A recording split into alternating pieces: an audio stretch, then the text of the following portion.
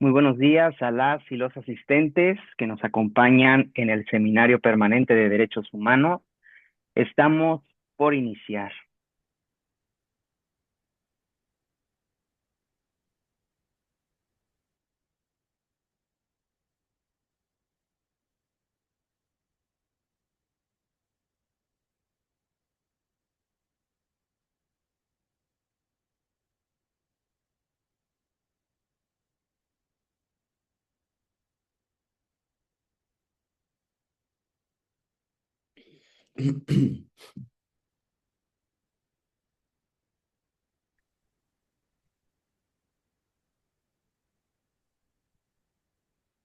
Muy buenos días a nombre de la Comisión de Defensa de los Derechos Humanos para el Estado de Nayarit. Es un gusto darles la bienvenida a una edición más de nuestro Seminario Permanente en Derechos Humanos y Cultura de la Paz. Estamos muy contentos de que nos acompañen esta mañana. El objetivo de estos encuentros es crear un espacio de diálogo y reflexión donde de manera conjunta podamos explorar temas cruciales para el desarrollo social y la promoción de una cultura de paz. Agradecemos su interés y participación en este módulo. Para que nuestra sesión sea fluida y dinámica, les recordamos algunas recomendaciones claves. Mantengamos nuestros micrófonos apagados para evitar interrupciones. Si tienen alguna pregunta o comentario, pueden utilizar el chat y al final estaremos abriendo un diálogo para que ustedes puedan de manera virtual participar. En el chat podrán también encontrar más adelante el enlace para que ustedes hagan su registro. Lo más importante es que este espacio sea para ustedes y no duden en participar y compartir sus reflexiones. Para comenzar formalmente esta sesión, cedo la palabra al doctor Juan Miguel Salcedo Rosales, secretario ejecutivo de la Comisión de Defensa de los Derechos Humanos para el Estado de Nayarit. Adelante, doctor, ese espacio es para usted. Muchísimas gracias, estimado Alejandro. Buenos días a todas y todos. Saludo con gusto a todos, a todas las que nos acompañan en esta sesión.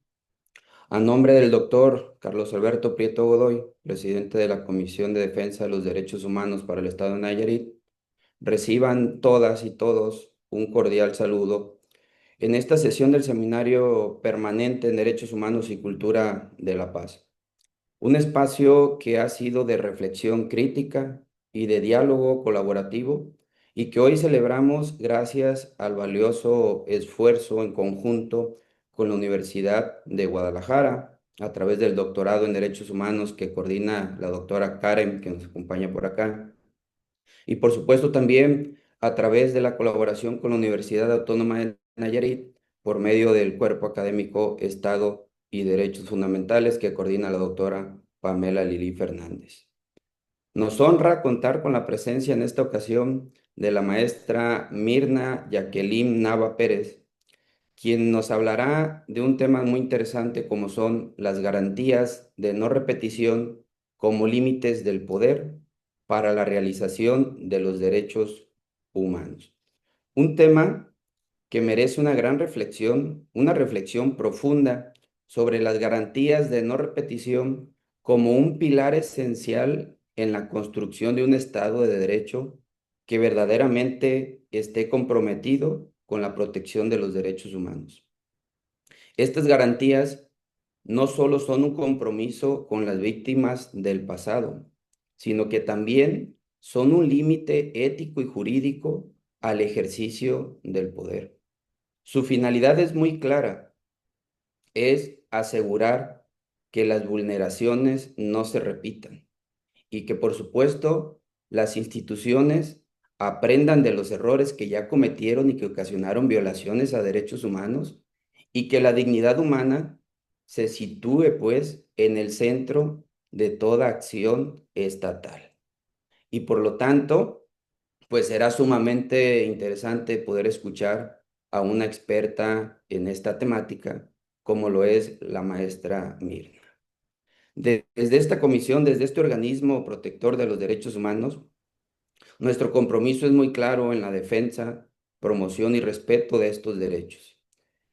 Este, esta tarea, este compromiso, esta obligación se fortalece en espacios como este, donde el conocimiento, la sensibilidad social y el rigor académico se encuentran para abonar en la construcción de una cultura de paz y de justicia.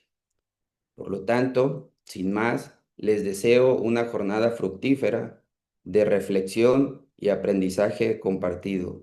Muchísimas gracias y no sin antes también quisiera darle la bienvenida a los estudiantes de Derecho de la UNIVAN que nos están acompañando ahora de manera presencial en la biblioteca de la Comisión de Derechos Humanos. Bienvenidos y bienvenidas todas ustedes. Muchísimas gracias.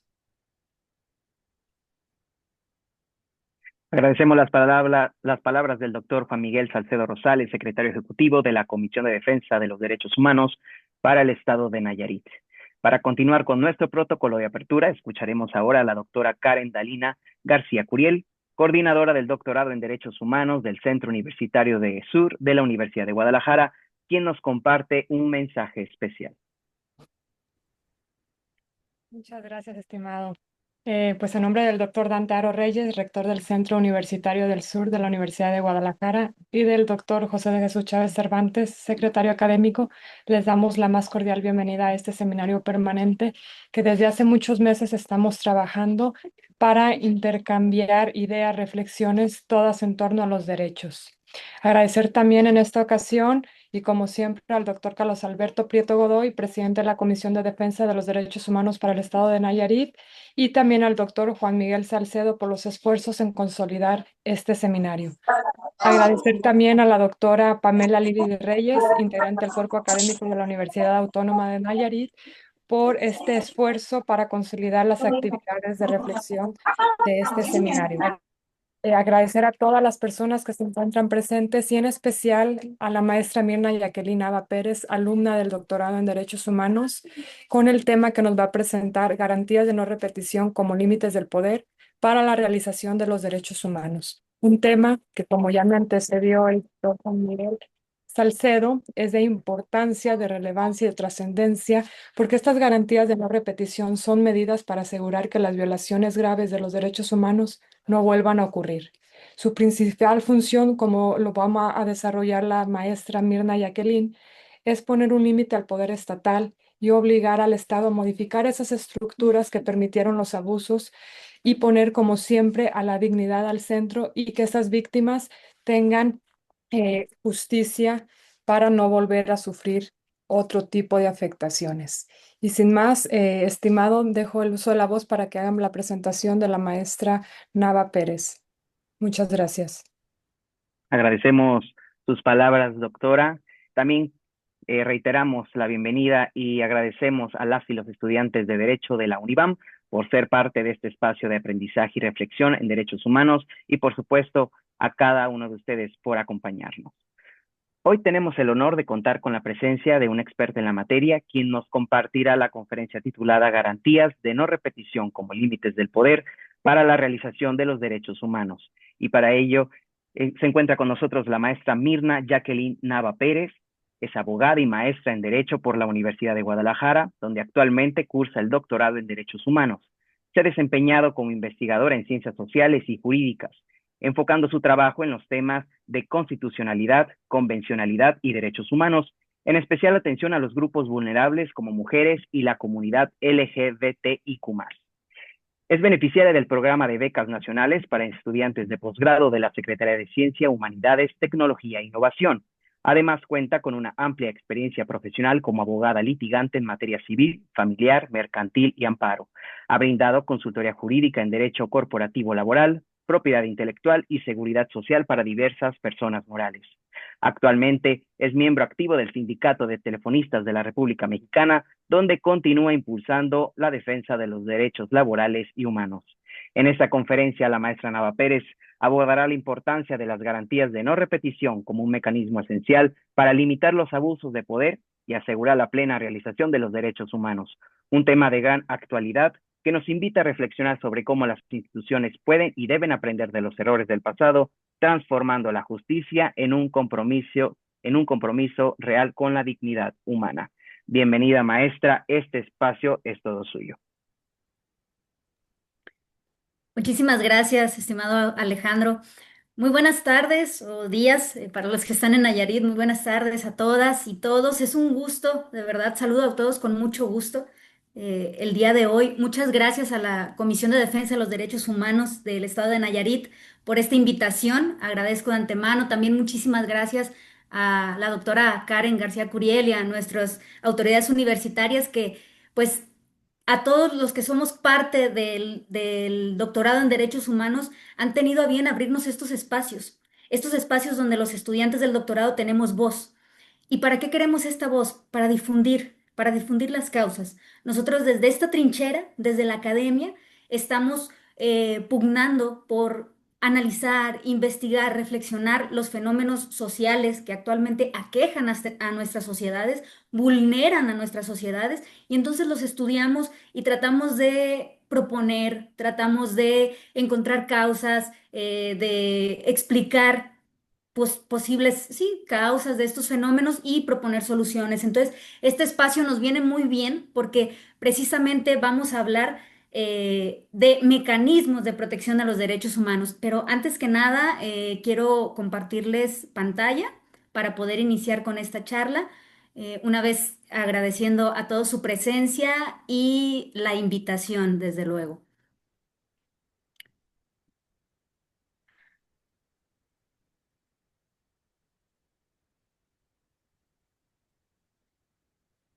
Solamente me pudieran confirmar si se aprecia la pantalla completa. Sí se aprecia, maestra. Perfecto, muchas gracias. ¿Y el cambio de pantalla también se aprecia? Sí, todo perfecto. Perfecto, arrancamos entonces. Y bueno, el tema que les quiero compartir el día de hoy, tal como ya me hicieron favor de explicarlo, de exponerlo aquí los presentadores, son las garantías de no repetición como mecanismos de límites al poder para la realización de los derechos humanos. A ver, maestra Jacqueline, ¿qué es ese trabalenguas? Bueno, todas las personas que estamos aquí presentes, que sobre todo las que hemos dado un seguimiento a todo este seminario permanente, todas las charlas que se han expuesto en este seminario, que van en torno a los derechos humanos y la cultura de paz, bueno, somos personas que estamos preocupadas, que estamos interesadas en aprender de los derechos humanos, en conocer y abonar en la defensa y en la protección de los derechos humanos. Y bien, no podemos hablar de realización efectiva, de protección, de garantía, de una realidad de los derechos humanos sin hablar de mecanismos de protección. Y en el derecho, en las leyes, en la norma, los límites, perdón, los mecanismos son garantías. Y bien, en esta ocasión vamos a hablar de unas garantías muy específicas, que son las garantías de no repetición. Y bien, esta charla yo la quiero compartir con ustedes porque sé que todos, todas nosotras, desde nuestras diferentes trincheras, podemos llevarnos algo a la reflexión, porque este es un tema que, digamos, está todavía en despegue, que todavía adolece en el Estado mexicano. Ya lo tenemos en el derecho positivo, pero ahora a continuación vamos a ver cómo todavía nos hace falta un desarrollo. Y no solamente jurídico, también su impulso político y también su desarrollo teórico. Entonces, hoy quiero que conozcan ustedes junto conmigo de qué van las garantías de no repetición y cómo inciden o cómo pueden coadyuvar de manera muy positiva en la protección de los derechos humanos y en la consolidación de un Estado democrático de derecho.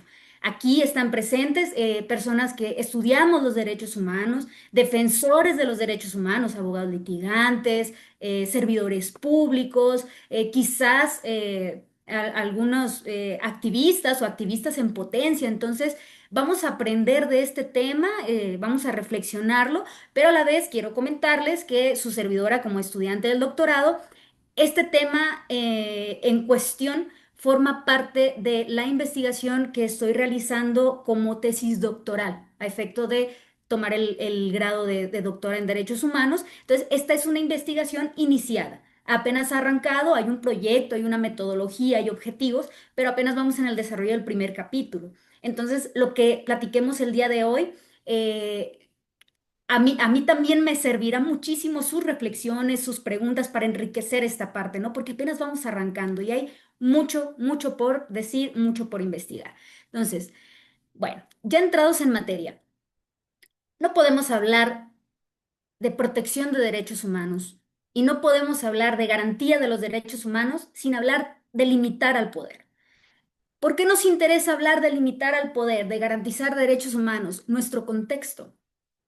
México vive en una crisis actual de violaciones a los derechos humanos. Tenemos un contexto donde la violencia, la inseguridad, la discriminación, feminicidios, desapariciones forzadas, impunidad y la corrupción generan gravísimas violaciones a los derechos humanos y principalmente se resienten más en los grupos de atención prioritaria, los denominados también grupos vulnerables, porque son personas que históricamente han resentido más las fallas del sistema del sistema mexicano. ¿Qué sistemas? Es decir, todo este contexto que ustedes están viendo en el cuadrito del centro, estas violaciones a los derechos humanos no son casos aislados. Conocemos nuestro México, nos duele nuestro México y sabemos que esto tiene un origen. ¿En qué tiene su origen? Hay fallas y deficiencias tanto en nuestro sistema jurídico, en el sistema político y hasta en la propia sociedad de nuestro país. Un poquito más adelante vamos a analizar esto. Entonces, límites al poder. Cuando una autoridad sobrepasa los límites de su poder, ya sea por exceso o defecto en el ejercicio de sus facultades, vamos a tener violaciones a los derechos humanos. ¿A qué me refiero con límites al poder? No solamente me refiero a este principio de legalidad que todos conocemos, desde la licenciatura nos lo explican, de que la autoridad no puede hacer más que aquello que la ley le permita, mucho más allá de eso. Estamos hablando de derechos humanos. Párrafo tercero, artículo primero de la Constitución establece todas las autoridades en el ámbito de sus respectivas competencias están obligadas a proteger, promover, respetar y garantizar los derechos humanos. Y en consecuencia, primero la obligación, ahora el deber, deberá prevenir, sancionar, investigar y reparar las violaciones a los derechos humanos. Entonces, ¿qué quiere decir? Hay límites, esto ya lo establece la teoría, Luigi Ferrajoli lo dice muy claramente. Hablando de límites al poder, a la esfera de actuación de una autoridad, tenemos límites negativos, es decir, en la esfera del ciudadano no te metas, déjalo ser. No te entrometas en su esfera privada, respeta sus libertades, pero a la vez hay un límite positivo, que es decir, a ver, hasta acá tienes la barrera, o mejor dicho, el parteaguas de tu hacer. Si hablamos de derechos sociales, sí tenemos una constitución súper bonita que establece el derecho a la educación, amplísimo, el artículo tercero, pero si no hace nada el Estado, si no cumple al menos con el límite positivo, toda la serie de acciones que debe emprender, no hay derechos. Entonces, si la autoridad, por exceso o por defecto, no se constriñe a los límites legítimos, tenemos violación a los derechos humanos. Si no se respeta el límite positivo, no hay una garantía de los derechos humanos. Y bien, cuando las autoridades o quien, bueno, esto ya lo explicamos, perdón, ¿qué se necesita para que las autoridades no sobrepasen estos límites al poder? Bueno, perdón, falla técnica, listo. Bueno, para ello es importante que nuestro sistema jurídico establezca mecanismos de frenos al poder, de pesos, de contrapesos, límites, vínculos al poder. ¿Qué quiere decir esto? Hablamos de un límite positivo, es decir, ya se establece tu obligación a garantizar la educación de los mexicanos. ¿Cómo te voy a vincular?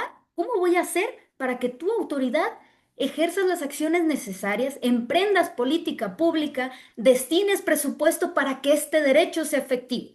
Por eso en la investigación que estoy desarrollando hablo de límites o frenos y vínculos. ¿Cómo te constriño a que cumplas? A efecto de que los derechos humanos se respeten, se protegen, se reparen y se garanticen. Por eso en el título hablo de una realización. La realización de los derechos humanos abarca todo esto. Y bien, ya vamos avanzando. Ya comprendimos que es importante limitar al poder público. ¿Cómo? A través de mecanismos. Derecho mexicano, derecho internacional de los derechos humanos. ¿Cuáles son estos mecanismos? Garantías. Al respecto, cabe citar a Noriega Alcalá, que establece, si el sistema de derechos humanos no ofrece a sus titulares, a las personas, a todos nosotros que somos titulares de los derechos humanos, es decir, a nosotros nos corresponde su exigibilidad. Si nosotros no tenemos la posibilidad de obtener su satisfacción frente al Estado, no hay derechos, pues estos solo pueden ser si son resistentes frente a los poderes. Entonces, por ello, es importante el aseguramiento constitucional de estos derechos acompañados de sus respectivas garantías. A ver, maestra Jacqueline, pero pues nuestra Constitución tiene un catálogo amplísimo de derechos humanos y claro que tiene garantías. Bueno, precisamente en la teoría del garantismo de Luigi Ferraioli dice, podemos evaluar un sistema constitucional en cuanto a contenido y decir, bueno, derechos, principios, garantías, tenemos un sistema garantista de primera, pero cuando evaluamos su realidad, ¿qué pasa? De aquí lanzo la pregunta retórica o igual me encantaría que me compartieran una reflexión al final. Quiero dejar tiempo para ello, para poder dialogar. ¿Tenemos un sistema garantista de primera? En el México que vivimos, ¿podemos considerar que tenemos un Estado que es capaz de garantizar derechos humanos? ¿Hay límites claros y efectivos al poder público? Yo hablaba de estas cuestiones estructurales, de violaciones a los derechos humanos de origen estructural. No necesitamos buscar muchos, se nos ocurren muchos ejemplos. Las desapariciones forzadas. ¿Cuál es una queja nuclear de este tipo de violaciones a los derechos humanos? ¿Cuál es la queja fundamental? Debida diligencia. El Estado no hace lo que le corresponde, no investiga adecuadamente, no atiende adecuadamente a las víctimas, no procede adecuadamente. ¿Por qué? Porque o se extralimita o se excede. Entonces, he ahí el punto donde podemos identificar que aquí de lo que se trata es de límites al poder y que hacen falta un mecanismo que sea idóneo, porque no lo hemos logrado. A pesar de lo bonita que es nuestra Constitución, no lo hemos logrado. Entonces, en ese sentido, es preciso hablar de garantías de no repetición.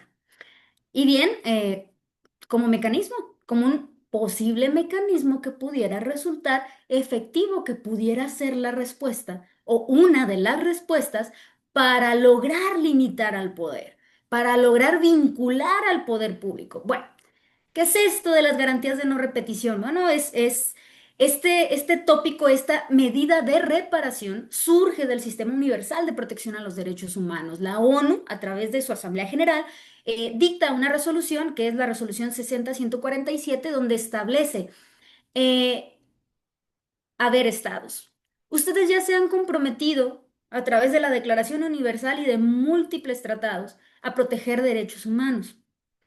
No, creo que debemos de trascender a las reparaciones tradicionales. Es decir, yo he estado violenté un derecho humano, te puedo restituir en el mismo. Es decir, puedes, si yo reconozco mi responsabilidad, si yo México reconozco que violenté derechos humanos, te puedo restituir el derecho, te puedo reincorporar en ese derecho.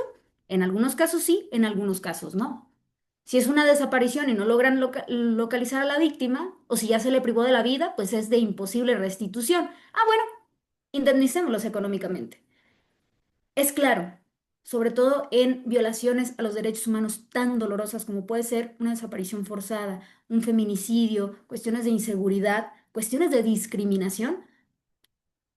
El dinero hay cosas que definitivamente no puede restituir. Entonces, la Asamblea de las Naciones Unidas dice, vamos a trascender de esto, vamos a reconocer que además de que tienes el deber de atender a la víctima en cuestión, tu Estado, comprometido internacionalmente y nacionalmente, tienes una responsabilidad. Violentaste derechos humanos y entonces tienes que ir más allá. Y habla de una reparación plena y efectiva. En esta resolución muy interesante por si la quieren consultar.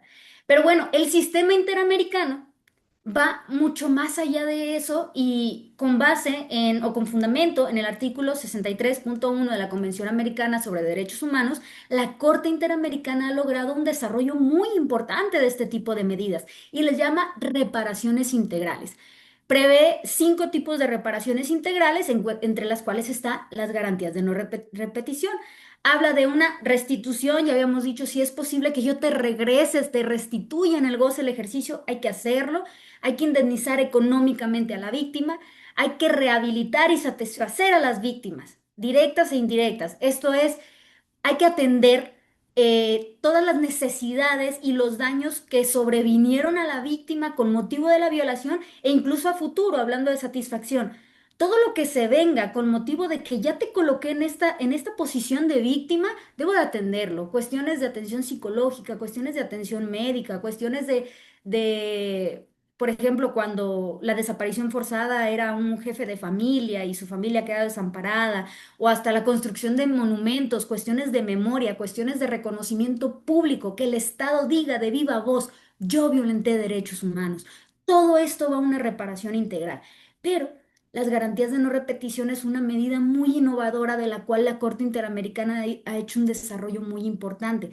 ¿Por qué? Porque más que reparar a la víctima en cuestión, se encarga de enmendar las causas de las violaciones. ¿Para qué? Para que éstas no se vuelvan a cometer en perjuicio de ninguna persona.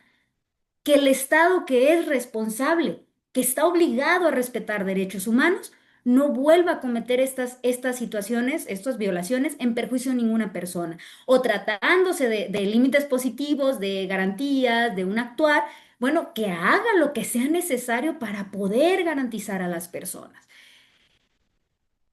Y bueno, ya un poco más para verlo conceptual, las garantías de no repetición buscan enmendar fallas internas y deficiencias estructurales en los estados, es que propiciaron estas violaciones con el objetivo de prevenir o de enmendar de raíz. Es decir, ejemplos. Bueno, creo que en la siguiente positiva me ayuda mejor. Sí, atiende cuestiones estructurales, sistemáticas, violaciones reiteradas a los derechos humanos. A ver, por ejemplo, que la falla esté en el sistema jurídico, sí. Sabemos que hay leyes que por sí mismas son violatorias de derechos humanos, que son discriminatorias, por ejemplo. ¿Cuántos años duramos con esta pugna de la comunidad LGBTIQ+, para que los códigos civiles de los estados dejaran de discriminarlos y reconocieran que el matrimonio como institución tan importante y, que garantiza seguridad jurídica, la célula de la sociedad, que es la familia, no los excluyera, no excluyera a las personas homosexuales? Y bueno, teníamos esta serie de amparos, un amparo, otro amparo de parejas del mismo sexo que deseaban contraer matrimonio, y las leyes discriminatorias permanecían en el orden jurídico, permanecían. Entonces, haber estado operadores administrativos, ¿por qué le haces el trámite más largo a estas personas? De todos modos ya saben que van a ir al amparo, van a traer el amparo favorable y los vas a tener que proceder con el trámite. Autoridad legislativa, que tienes el poder de cambiar esa ley, ¿qué estás esperando? Te han notificado todos los amparos de los cuales se te ha determinado como autoridad responsable y no hay un actuar. ¿Por qué permanece en el sistema jurídico una ley que a todas luces se ha declarado violatoria de derechos humanos? Entonces, puede ser que el problema esté en las normas, en el sistema político también. ¿Qué quiere decir? También tenemos leyes muy bonitas. Tenemos ya la Ley General de Víctimas, tenemos una ley de atención a víctimas de desapariciones forzadas, una ley contra la violencia, sí, contra la violencia en contra de las mujeres, pero más allá de eso, tenemos política pública que impulse su realización o qué es lo que hace falta, ¿no? En el sistema social, hay un caso muy particular, a mí me gusta mucho como ejemplo, que resuelto por la Corte Interamericana, que es el caso Campo Algodonero, González y otras versus México, donde le dice, donde la Corte asegura, a raíz de los informes que ha presentado el Estado mexicano, se concluye que en México permanece o permea una cultura machista y de odio y discriminación hacia las mujeres. O sea, ya una declaración de cómo socialmente hay una cultura que desvaloriza a las mujeres, que a pesar de que van y denuncian a sus familiares, oye, desapareció, no llegó a trabajar, y daban por hecho que se habían ido con su pareja, que andaban, o sea, que no atendían las denuncias por pensar que las mujeres andaban en cuestiones eh, moralmente cuestionables, ¿no? Entonces, si hay algo mal en lo social, también se debe de atender, porque el Estado, al detentar el poder, tiene también la posibilidad y la facultad de organizar a la sociedad. Entonces, ¿qué necesita hacer el Estado mexicano para que también desde la sociedad se corrijan los grandes problemas que tenemos? De machismos que impulsan delitos de odio contra las mujeres, de ideologías discriminatorias hacia personas de pueblos originarios, de personas con discapacidad. Entonces, claro que desde lo social también hay fallas estructurales. Y ni qué decirse en el sistema de justicia. Insistimos, la falta de diligencia, ¿no? Entonces, reconociendo que estas violaciones graves a los derechos humanos tienen un origen estructural y sistémico que provocan violaciones reiteradas, la Corte Interamericana de Derechos Humanos se ha encargado de hacer un desarrollo a través de su jurisprudencia de medidas que engloban las garantías de no repetición que tienen que ver con capacitación a servidores públicos en materia de derechos humanos, el reestructurar o incluso crear instituciones jurídicas, sociales, democráticas, para poder impulsar los cambios desde centro. Medidas legislativas, esto hay una gran resistencia, pero también la Corte ha dicho, ¿sabes qué? Por ejemplo, citando el caso que les había comentado hace un momento de cuando México no cambiaba sus códigos civiles y seguía excluyendo a las personas homosexuales de la institución del matrimonio, pensemos en que la Corte le pudo haber dicho, bueno, cambia tu legislación, ¿no? Hay muchos casos, muchos donde la Corte ha sugerido medidas legislativas, cambios legislativos. Oye, necesitas reestructurar tu sistema. No puedes permitir la subsistencia de normas violatorias a los derechos humanos. Incluso, a veces la Corte ha sugerido cambios en la propia Constitución de los estados. Y aquí pasa algo en torno a estas medidas. La respuesta, si ustedes revisan, es muy interesante revisar estos casos o los casos que ha resuelto la Corte Interamericana de los Derechos Humanos, porque casi siempre hay dos respuestas. La primera es, oye, no te metas en esa materia porque estás trastocando mi soberanía. No me sugieras que cambie mis leyes. Yo, si quieres, indemnizo, pero en lo demás estás trastocando mi soberanía. Bueno. Precisamente las medidas legislativas tienen fundamento en la Convención Americana sobre Derechos Humanos, artículo 2, donde los estados se comprometen a armonizar su derecho interno a las disposiciones de la Convención. Entonces, si tú, México, has suscrito la Convención e incluso te has sometido expresamente a la potestad de la Corte Interamericana, entonces no hay manera de que aleguemos que eso no es compatible con nuestro sistema jurídico, máxime hablándose de derechos humanos, de la protección. También la implementación de protocolos, de procedimientos administrativos, mecanismos de control, mecanismos de supervisión, de contraloría, todo en torno a enmendar nuestro sistema. Y bueno, estas garantías de no repetición tienen dos características muy peculiares, que es, tienen un carácter remediador y un carácter preventivo, es decir, lo que ya está mal, intentemos corregirlo. Y un carácter preventivo, que no vuelva a suceder. Y creo en el avance, en las reflexiones que hemos realizado a lo largo de esta investigación, pues nos hemos dado cuenta, igual compártanme ustedes qué piensan, que a México le hace pero muchísima falta prevenir las violaciones a los derechos humanos. México intenta remediar cada caso en particular que le va llegando de violaciones a los derechos humanos y hasta digamos que operativamente le es imposible y además así nunca vamos a lograr nada. Esto pasa mucho, insisto, en grupos de atención prioritaria, porque si estamos hablando de discriminación y la discriminación tuvo un origen de género, de preferencia sexual, de pertenecer a una etnia, de no hablar la lengua, de creencia religiosa, y una persona ya sufrió esta vulneración a los derechos humanos, recordemos que los derechos humanos tienen un carácter universal. Entonces, en cuanto una persona se coloque en la misma posición que yo, va a sufrir una vulneración. Si yo, por ser parte de la comunidad LGBT, sufro vulneraciones por cuestión de mi preferencia sexual o mi expresión de género, pues lo más probable es que todas las personas que comparten estas características del grupo al que yo pertenezco van a sufrir esta vulneración. ¿Y qué es lo que pasa en México? Que la justicia se vuelve un privilegio. Y entonces es idealista pensar que si promovieron un amparo por discriminación, la única afectada es Jacqueline. Si el Código Civil de Jalisco no le permitía a Jacqueline casarse con María, no, y decía la corte y nuestro sistema, porque así funciona. No, pues ya sabemos los efectos del amparo, el juicio de amparo, ¿cuál es? Si impugnamos una norma, la inaplicación de la norma a Jacqueline, a la víctima, a la quejosa.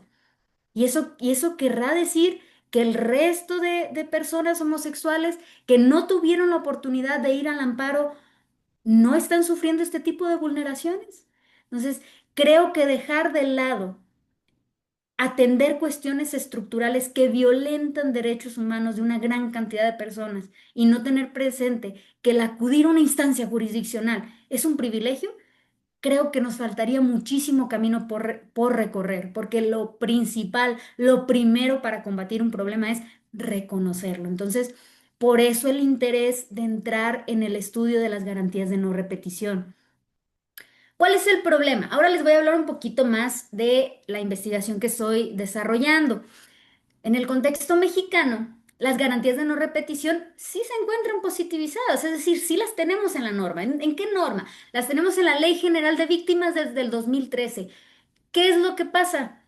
Como casi siempre en México, el legislador se limitó a hacer una transcripción literal del principio número 23 del anexo a la resolución que ya les había comentado. En este anexo, principio 23 específicamente, te hace un listado de cuáles son las garantías de no repetición. Bueno, el legislador mexicano muy puntualmente hizo su tarea, copió y pegó. Y la única garantía conexa fue la creación del Sistema Nacional de Atención a Víctimas. Claro que es muy favorable, de hecho es una, digamos que sería como una perspectiva en potencia. Imagínense, integrar una comisión y diferentes comisiones estatales, integrada por representantes de los tres poderes de la Unión, donde todos vamos a entrarle al tema de corregir estructuralmente lo que ocasiona violaciones a los derechos humanos. Esto sería maravilloso. Pero la verdad es que la ley está muy escueta, es muy oscura, no va más allá, no te dice cómo. Entonces, México aún adolece de tanto de desarrollo jurídico, o sea, la ley todavía se está quedando muy chiquita. Incluso a veces entre pares o con amigos, abogados, abogadas, me dicen, ¿qué estás estudiando? ¿Cuál es tu tesis? Les digo, garantías de no repetición.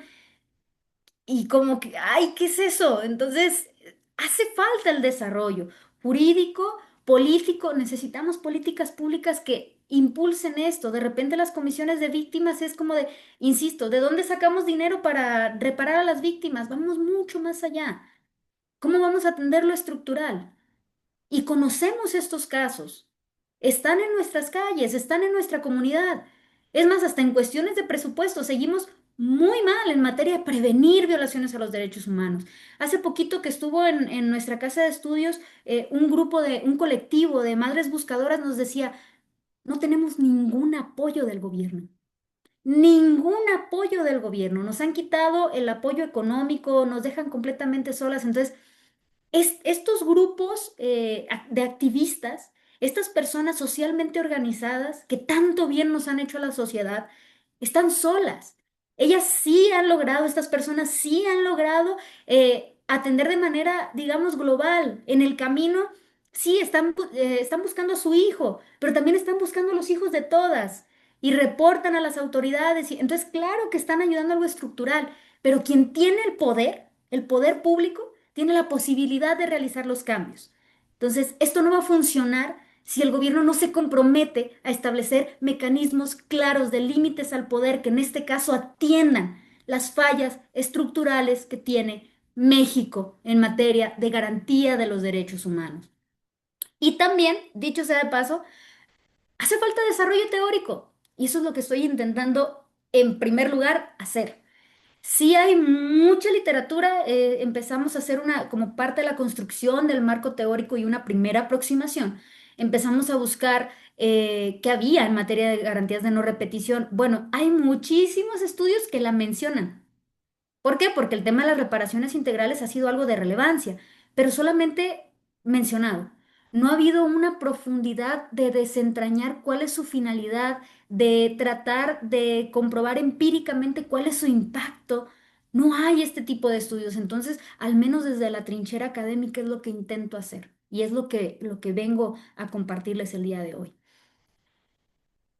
Insisto, ya hablando un poquito más de la investigación, esta investigación parte de la hipótesis en que las garantías de no repetición constituyen un mecanismo jurídico y político idóneo para establecer vínculos y límites al poder público, es decir, que puedan propiciar condiciones de realización a los derechos humanos y prevenir futuras vulneraciones, así como coadyuvar a la consolidación de un Estado democrático de derecho.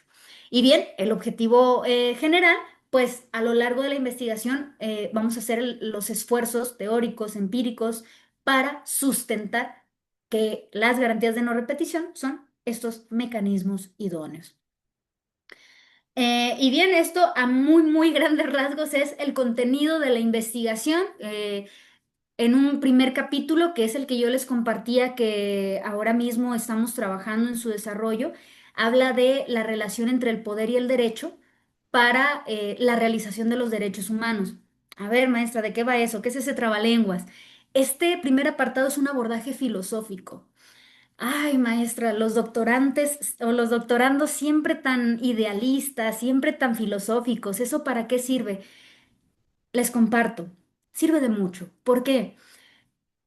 México tiende mucho a copiar instituciones, normas. Hace un momento se los compartí y ustedes lo pueden verificar en la Ley General de Víctimas y empatarlo con el principio número 23 de la Resolución 60-143 de las Naciones Unidas. Es una copia fiel, pero busquen la materialización y no la van a encontrar. Busquen cuál es el mecanismo para llevar a cabo todo ese listado de garantías de no repetición y no lo van a encontrar. Entonces, ¿qué hace falta? Pensar. Pensar. ¿Cómo vamos a implementar ese mecanismo aquí? ¿Por qué necesitamos un mecanismo de límites y vínculos al poder? Y esta reflexión, este pensar, ¿por qué necesitamos limitar al poder público? ¿Por qué necesitamos diseñar un mecanismo idóneo? Se desarrolla a través del primer capítulo. Suena, insisto, idealista, filosofar acerca de temas tan dolorosos, pero desde luego que se necesita pensar y reflexionar cómo vamos a resolver estos problemas. Y bueno, en un capítulo 2 hablamos de las garantías de no repetición desde su origen en el derecho internacional público, un poco como ya les mencioné, y en el derecho interamericano. Vamos a entrar en el fondo, vamos incluso a buscar las resoluciones de la Corte Interamericana más relevantes para ver cómo en el ámbito interamericano y en el derecho internacional público de los derechos humanos ya se ha llevado a efecto estas garantías de no repetición y cómo han ayudado a enmendar fallas al interior de los estados, a transformar. Le llaman la literatura, son medidas transformadoras. Ha sido una labor transformadora de la Corte Interamericana. También vamos a abordar cómo las garantías de no repetición en México.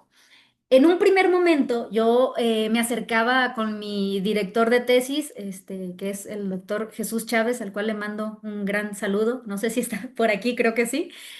Me acerqué con él y yo le comentaba, oye, doctor Jesús, a mí me interesa mucho, estoy maravillada con las garantías de no repetición en el sistema interamericano y entonces yo quiero hablar cómo nuestra propia corte, pues también pudiera hacer lo mismo, también pudiera hacer esta labor preventiva, remediadora y atender estas fallas estructurales. Y entonces él me aterriza y me dice, oye, si tú misma me estás diciendo, me estás hablando de esa obligación de todas las autoridades, ese deber de todas las autoridades, y que lo poquito que tenemos ahorita es las comisiones de víctimas que te hablan de esa colaboración de los tres órdenes de gobierno y de organismos autónomos o de apoyo, bueno, ahorita ya no hay autónomos, pero de todo el funcionamiento del aparato del Estado en torno a corregir su sistema y su estructura, ¿por qué limitarnos a la Corte? Entonces, en este apartado pretenderemos revisar cómo cada uno y proponer cómo cada uno de los órdenes de gobierno, cómo cada uno de los poderes de la Unión puede colaborar al establecimiento de límites positivos y límites negativos en el ejercicio del poder a efecto de garantizar la no repetición de las violaciones sistemáticas de los derechos humanos en México. Y finalmente, un cuarto apartado, este más que nada va a ser como para ya aterrizar conclusiones a efecto de poder ya sustentar que las garantías de no repetición constituyen estos mecanismos de límites al poder.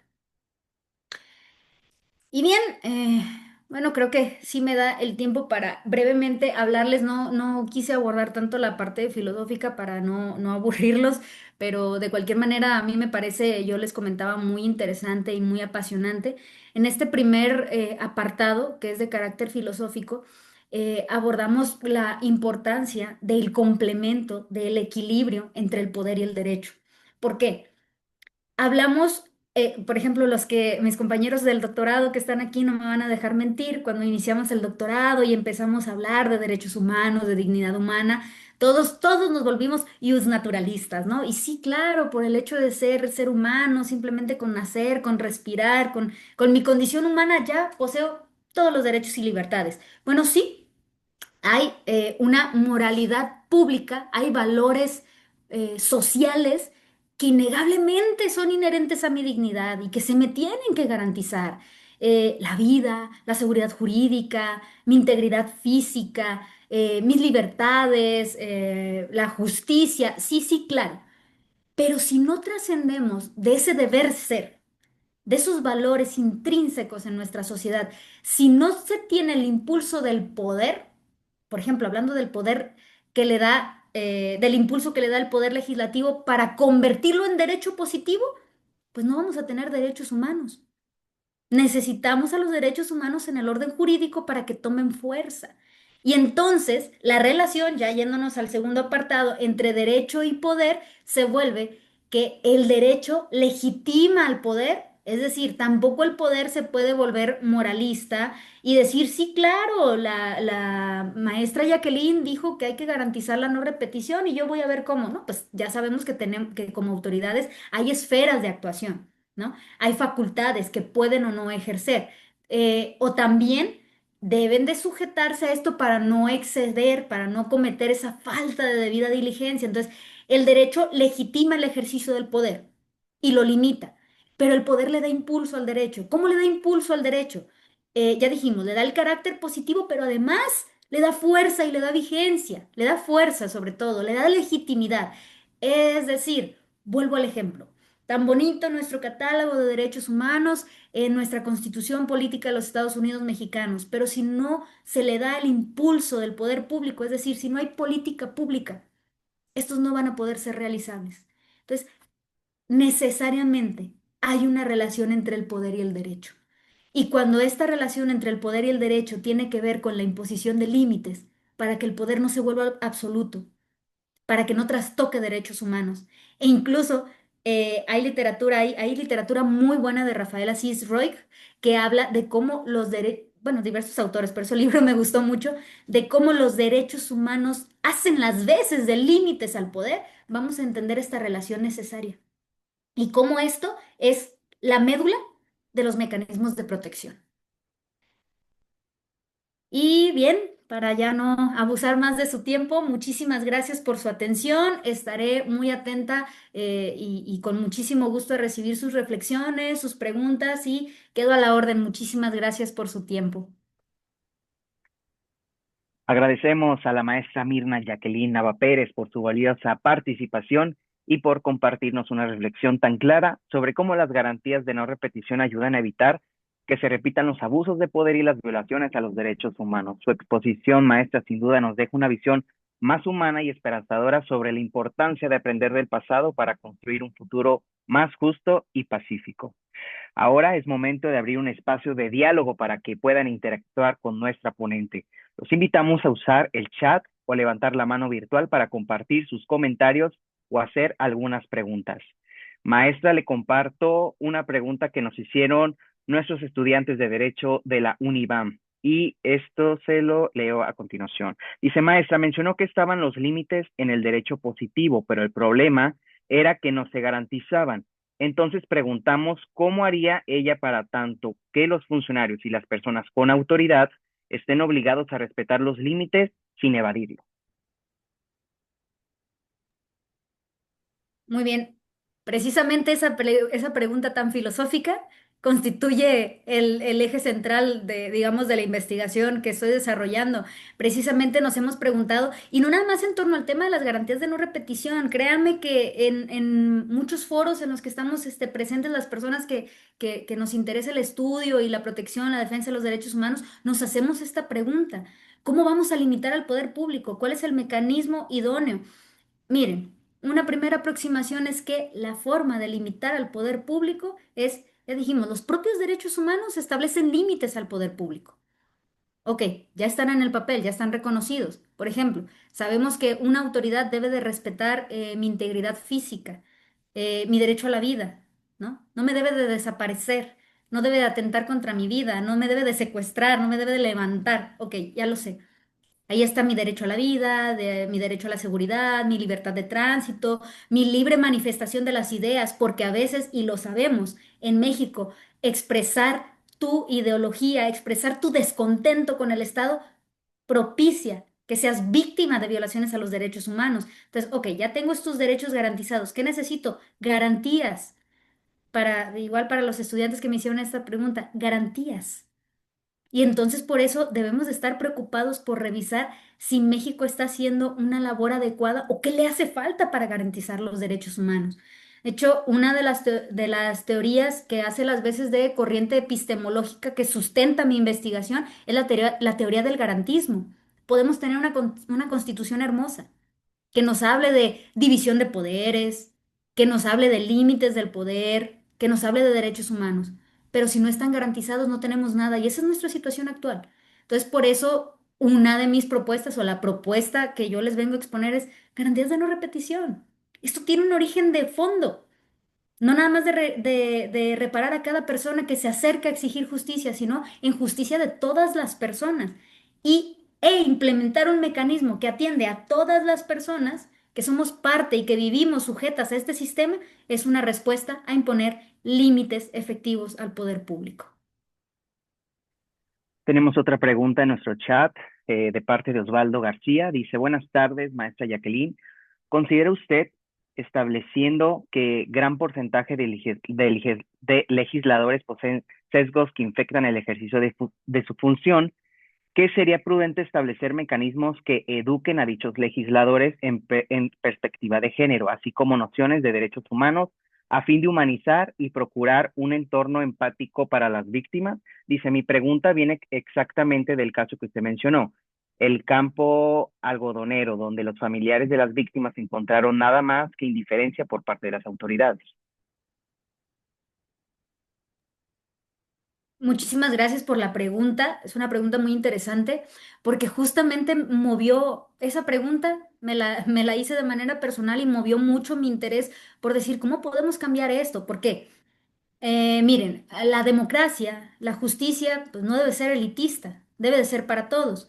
La participación ciudadana no puede ser elitista, debe de ser para todos. Entonces, las personas que se postulan para formar los poderes legislativos, los diputados, los senadores, bueno, los diputados sabemos que no les exige la Constitución una formación profesional, no les exige una formación en derechos humanos, malamente, no les exige estos conocimientos, ¿no? Bueno, ok, está bien porque es para todas las personas, pero una vez ingresando al poder, parte de enmendar esas fallas estructurales sí debería de ser capacitar a los legisladores en estos temas. O sea, es innegable, es indiscutible. Perspectiva de género, interés superior del menor, dignidad humana.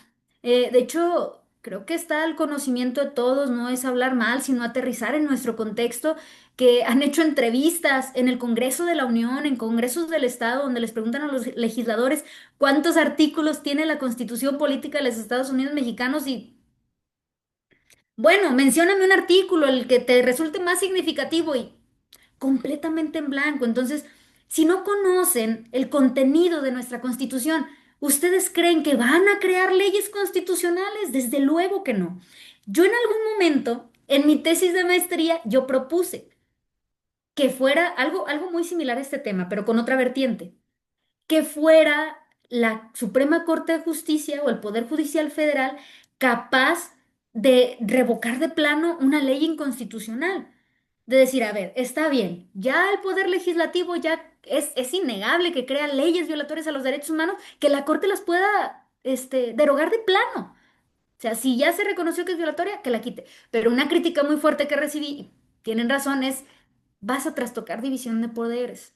Así como está ahorita tan álgido y lamentable los conflictos entre los poderes del Estado, sería como darle todas las herramientas al Poder Judicial para que destruya, esa crítica recibí, todo el trabajo del Poder Legislativo, alegando que es contrario a la Constitución. Entonces, bueno, muy buena tu pregunta, que a la vez puede ser como una propuesta. Eduquemos en derechos humanos a nuestros legisladores. Si estamos viendo que los legisladores producen leyes violatorias a los derechos humanos, una, edúcalos y otra, crea comisiones que hagan un efecto de filtro, que no se pueda publicar una ley que sea contraria a nuestra Constitución y a nuestros tratados internacionales de la materia y en materia de derechos humanos. Muchas gracias por la pregunta, espero que algo haya abonado. Muchas gracias, maestra. También tenemos otro comentario por parte de uno de nuestros asistentes. Dice, maestra, muchas gracias por tan importante tema en derechos humanos. Y una última pregunta. Dice, como sociedad, ¿cómo podemos contribuir en nuestro día a día para que no se repitan las injusticias o abusos que se viven en nuestro país? Miren, innegablemente yo les estoy hablando de límites al poder y al poder público particularmente. Sin embargo, también la sociedad tiene poder. Una, hay poderes de facto, hay poderes de hecho. Y bueno, tanto en el poder de facto como en el poder público, ¿quiénes lo forman? Las personas. Si desde un acto personal, desde las células pequeñas de las sociedades, familia, comunidad, no hacemos cambio, van a seguir llegando personas indolentes al poder público y van a seguir permeando los poderes de facto, el crimen organizado, que es completamente indolente ante el sufrimiento de la sociedad en esta crisis de violaciones a los derechos humanos. ¿Qué hay que hacer? Una, actuar en comunidad. Hay que actuar como comunidad. Se nos ha olvidado el bien del otro, se nos ha olvidado entre nosotros mismos respetar la dignidad humana de las otras personas, de nuestros compañeros, de nuestros cercanos, de nuestros vecinos, de nuestras familias. Quizás nosotros los que estamos aquí en el foro, yo qué les diría, fórmense en derechos humanos también, por curiosidad, acérquense. De hecho, como parte de la cultura de la legalidad, nosotros también tendríamos que estar empapados de qué es la dignidad humana y cuáles son los derechos en torno a su protección, pues todos los derechos humanos. Sería una labor muy importante para los sectores de la sociedad que a lo mejor no tienen acceso a educación, no tienen acceso a formación en derechos humanos, bueno, ya harán su parte en cuanto a convivir como comunidad, tratar dignamente al otro. Creo que desde ahí pudiéramos avanzar mucho. Hablábamos de cómo un problema estructural es la impunidad, es la corrupción.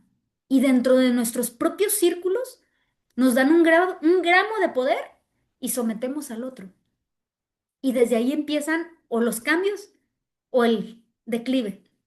Nos quejamos de, ay, los del ayuntamiento, ¿cómo son? Y nos dan un puesto en el ayuntamiento y ¿qué es lo primero que hacemos? Llegamos tarde, mal atendemos al público, vemos por nuestras propias intereses. Entonces, como sociedad, hay todo por hacer. Ahí está el origen de todo. Muchísimas gracias, maestra. Agradecemos las preguntas y los comentarios de todos ustedes. Y si ya no hay más intervenciones, procederemos a dar lectura y entregar un merecido reconocimiento a nuestra conferencista invitada. Si me pueden hacer el favor de proyectarlo, por favor. También les recuerdo que en nuestro chat ya se encuentra el link para el registro de su asistencia. Voy a dar lectura al reconocimiento, a la constancia, y dice así. La Comisión de Defensa de los Derechos Humanos para el Estado de Nayarit, la Universidad de Guadalajara, el Doctorado en Derechos Humanos y el Cuerpo Académico Estado de Derecho Fundamentales otorga la presente constancia a la maestra Mirna Jacqueline Nava Pérez por su por su dictado en la conferencia Garantías de no repetición como límites del poder para la realización de los derechos humanos, realizado en el marco del Seminario Permanente de Derechos Humanos y Cultura de la Paz, realizado de manera virtual hoy 5 de noviembre de 2025. Bueno, Muchísimas a nombre, gracias. maestra, si desea agregar algo más para dar por concluida esta edición. No, pues nada más que agradecerles. Muchísimas gracias por su permanencia, por su participación, por sus inquietudes y pues quedo a la orden. De hecho, ahí en la presentación venía mi correo, cualquier inquietud para escribir, para dialogar los derechos humanos, siempre vamos a estar dispuestos. Muchísimas gracias. Muchas gracias, maestra. A nombre de la Comisión de Defensa de los Derechos Humanos para el Estado de Nayarit, reiteramos nuestro más sincero agradecimiento a la maestra Mirna Jacqueline Nava Pérez, también un agradecimiento a las y los estudiantes de Derecho del UNIVAM por habernos acompañado el día de hoy. Todos ustedes, también por su asistencia y participación activa, los invitamos a seguir acompañándonos en este seminario permanente. Muchas gracias. Hasta la próxima sesión. Excelente día a todos.